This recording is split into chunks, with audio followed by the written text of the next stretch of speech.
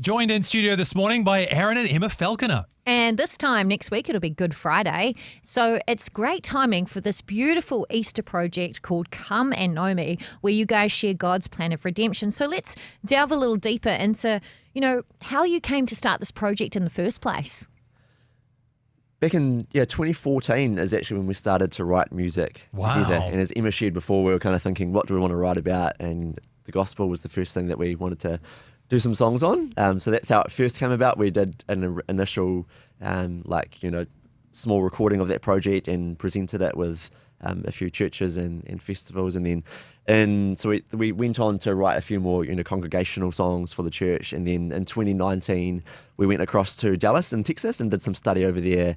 We also rewrote a fair chunk of Come and Know Me, and then did more of a full recording of it, which is what you'll hear some of shortly. And that's how we've developed it over the years, and that's what we're presenting now as the more developed version. Yeah. So it's been 11 years in development then. When you guys are working together, do you have particular areas that you specialize in, or what parts of the creative process do you either complement or contrast one another? We do a bit of joint effort with everything. Yeah, so lyrics is definitely something that we write together. Mm-hmm. And then Aaron plays acoustic guitar and I play the keyboard, and so we kind of bring our instruments together and create them individually and then bring them together that way. But songwriting is definitely something we do together, which is so helpful for feedback and critique.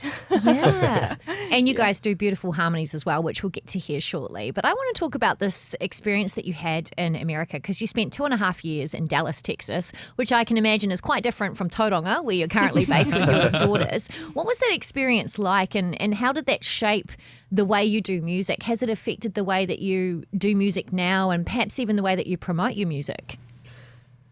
I guess everything's bigger in Texas, and so it's a different culture. Obviously, it's a Western country, but they have their own quirks, and but we enjoyed it. We learnt a lot being part of the culture of the church culture over there too. We were studying at a seminary over there, so learning about the Bible, and so I think that shaped our music a whole lot. As we were learning about God's, we were like, wow, we want to change some of our lyrics in this way. This is how we want to go about songwriting in the future. We had a few friends over there that were really into songwriting and into recording music as well, so we learnt a bunch from them, and just their process, their creative process, their professionalism, the way that they, because they really champion each other over there, right? It's a real collaborative space. Did you find that, Emma? Yeah, we did. Yeah, we shared the project with our church community, and people came around us and really encouraged us to record the project, which I don't know if we would have done otherwise, but they really came and encouraged us and made a way for it to happen. And we did a fundraiser, a big Kickstarter campaign, and so we're so grateful for them. Yeah, I think one thing that musos can find challenging, especially if you're in the church music scene, is that element of promotion and of, dare I say, self-promotion. That can sound a bit egotistical to some people, but you've got to get the word out about who you are and what you're doing and how it might be a blessing to people. So how did you approach that? What was that learning journey like?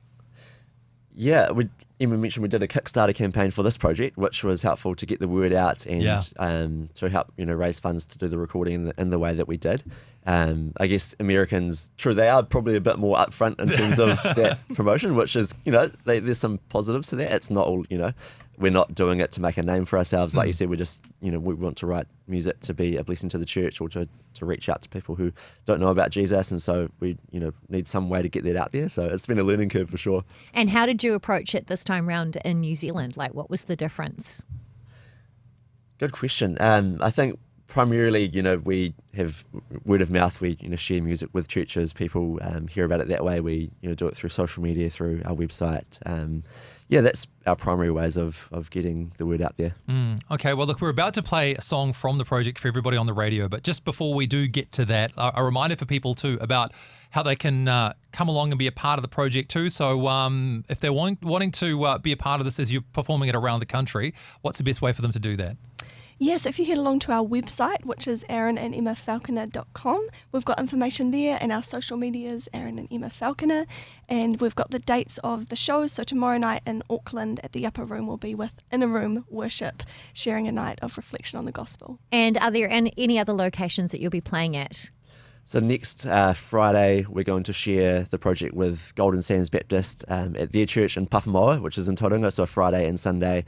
And then also on the Sunday night over at Narrows Park, Easter Camp on Easter Sunday. Yeah, Awesome. and one more in Te Puke. Yes, that's On right. Wednesday, this coming Wednesday in Te Puke. Well, fantastic. So if you'd like to check out the locations, how you can be a part of this, you can go to aaronandemmafalconer.com. But right now we've got their song. We do. So, you talked about unique experiences, guys. I'm going to give you a unique one right now. Why don't you introduce your song for the Rhema listeners this morning? Right, oh cool, okay. This is Heaven to Dust. This is the second song in the project. We've sung about our need for a saviour in our first song. Now we move to the second song, and it's about God becoming one of his creations.